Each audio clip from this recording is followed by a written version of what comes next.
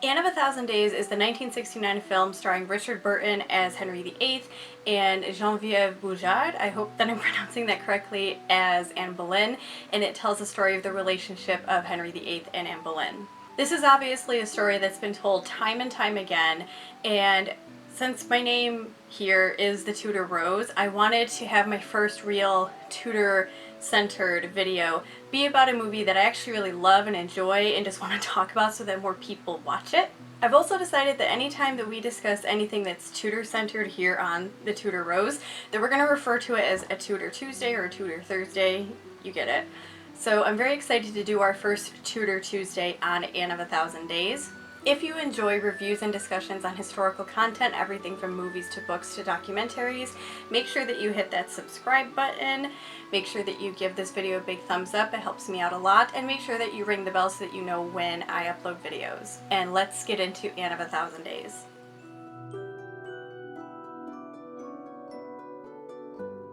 Anne Boleyn herself is a very controversial figure in history, so I feel like I do have to give a little bit of a disclaimer of my bias towards Anne Boleyn. I really love Anne. In case you can't tell, she's sitting right over here.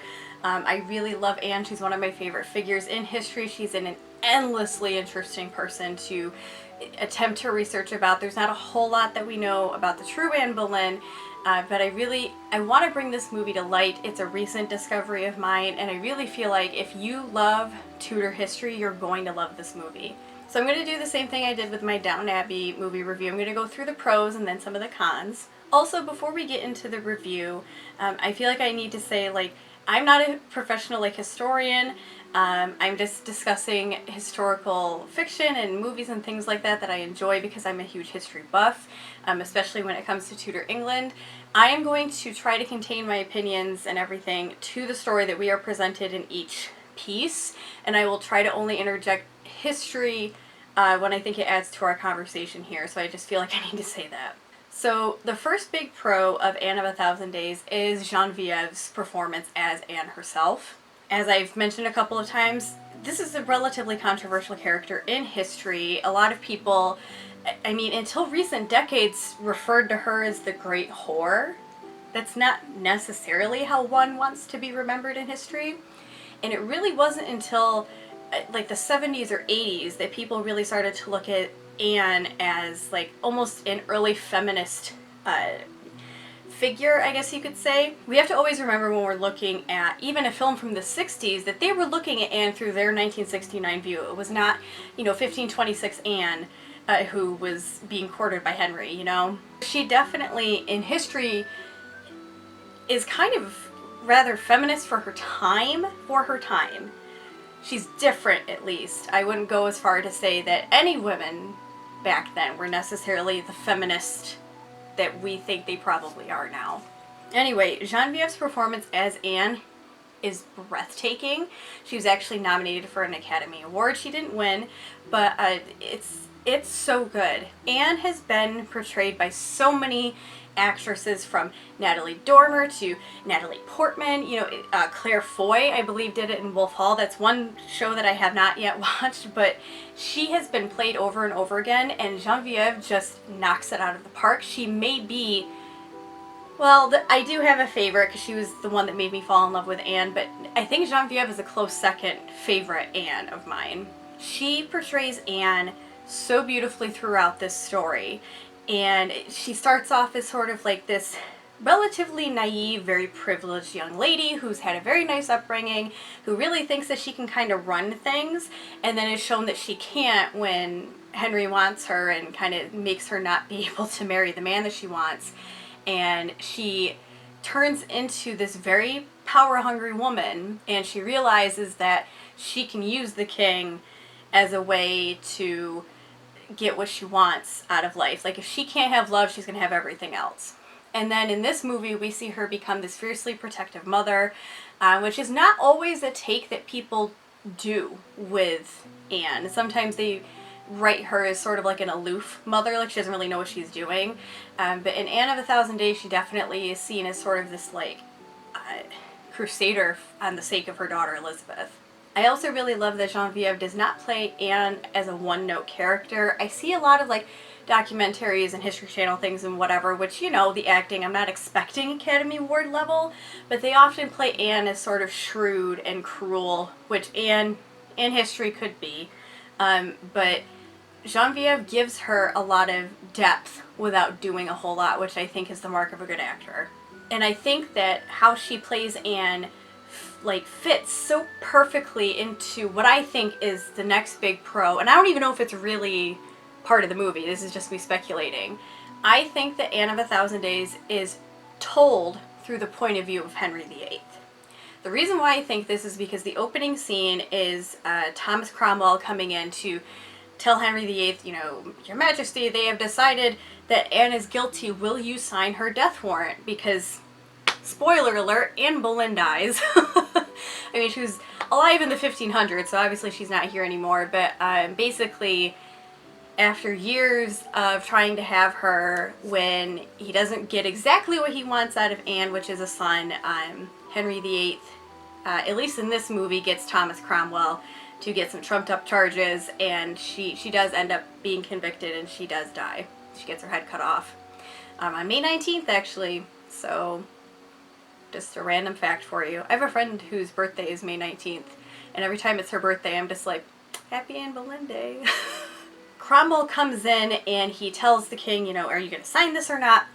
And then we see Henry VIII start to reminisce about his relationship with Anne. I think that we're meant to see Anne as Henry saw her throughout the story, where she's this sort of feisty young woman at first who just doesn't want him, and oh my gosh, she hates me.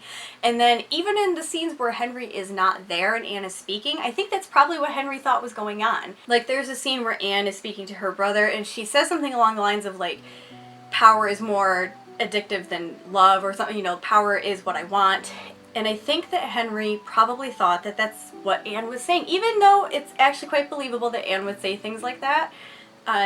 He, as a person, did a lot of mental gymnastics to not hold himself accountable for some of the awful things that he did. For instance, the murder of Sir Thomas More, who was a close friend of his.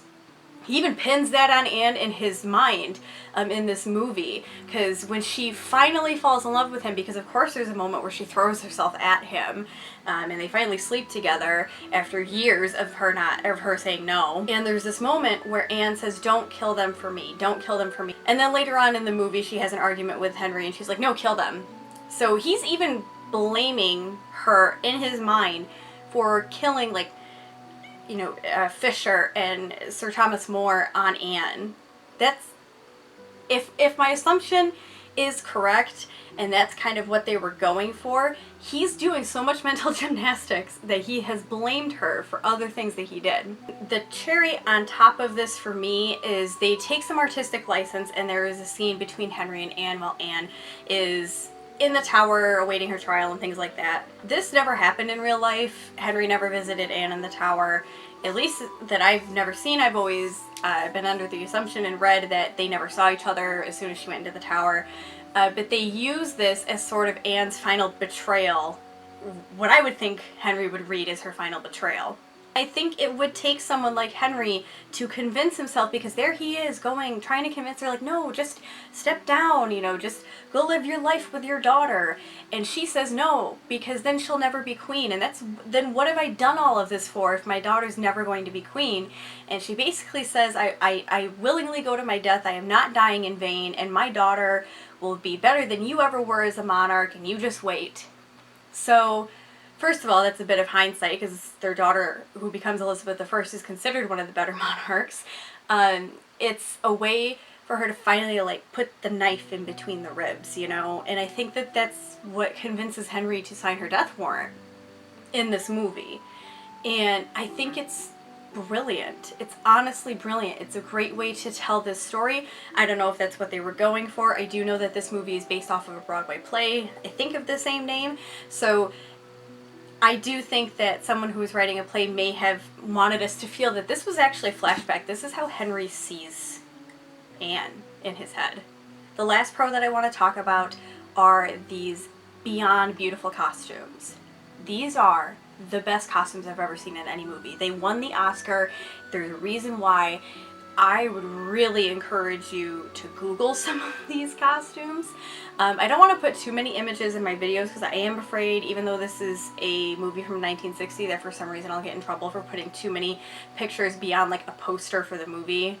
But there is this specific costume that Anne wears towards the end of the movie where it's like this silvery white and it's this gorgeous dress, and like her stomacher is beautiful, her hood is beautiful, everything is done so perfect. They wear a modesty kerchief, which is my biggest gripe with a lot of modern historical dramas, and a lot of people talk about it if they enjoy history, how all of the women in any Tudor style movie, like their breasts are exposed and like perked up, which they did do, but most women wore modesty kerchiefs, especially if they were the Queen of England. The only costume that is not so perfect is Elizabeth Taylor. The Elizabeth Taylor was married to Richard Burton at the time and was convinced that him and Geneviève were having an affair, and she wanted to actually play Anne Boleyn, but at the time she was in her late 30s and just a little too old to play the character of Anne at the time. Elizabeth Taylor has a really like blink and you miss it cameo where she plays a party goer that like bursts into the room while Catherine of Aragon is praying, and she has a mask on so you can't see her face, and she has no modesty kerchief on and you can see everything, and it's just kind of like, oh, you were like almost there. So I'm going to move into the cons, which actually there's only two for me in this movie. The first one is that we don't see enough of Anne. For a movie that is called Anne of a Thousand Days, we actually don't see a lot of Anne.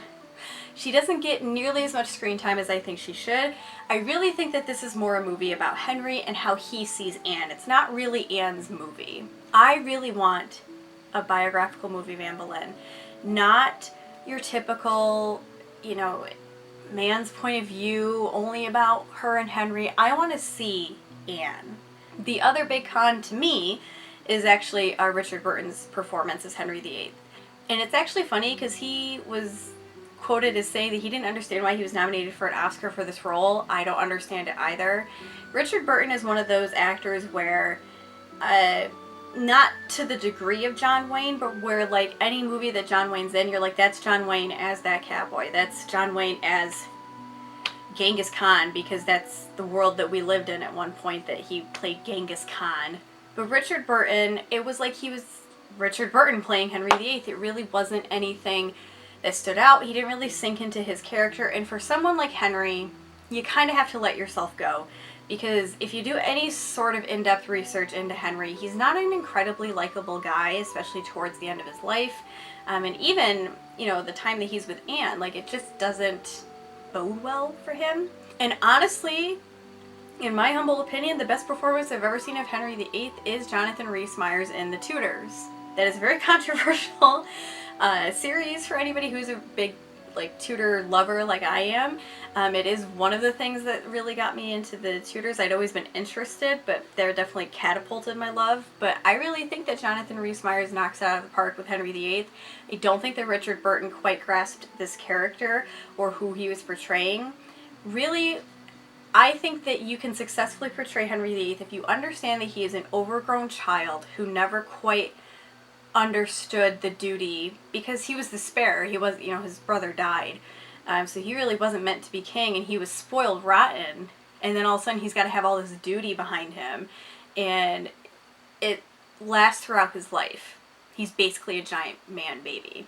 Overall, I think Anne of a Thousand Days is such a good movie. I know that a lot of people don't want to watch older movies for whatever reason. They think they're going to be boring and blah. But Anne of a Thousand Days is really overlooked. If you are a Tudor lover, if you're a history lover, I really think that it's worth a watch. I think that it's beautifully done. I wish more historical dramas were still like this. And I really would highly, highly recommend this movie. So that was my review and discussion of Anne of a Thousand Days. I really appreciate everybody watching. I hope that you guys are enjoying all of the videos, and I hope that you enjoyed this Tudor Tuesday. Again, make sure that you give this video a big thumbs up. Make sure that you are subscribed and hit the notification bell so that you know when I upload next. And I will see you guys in the next video.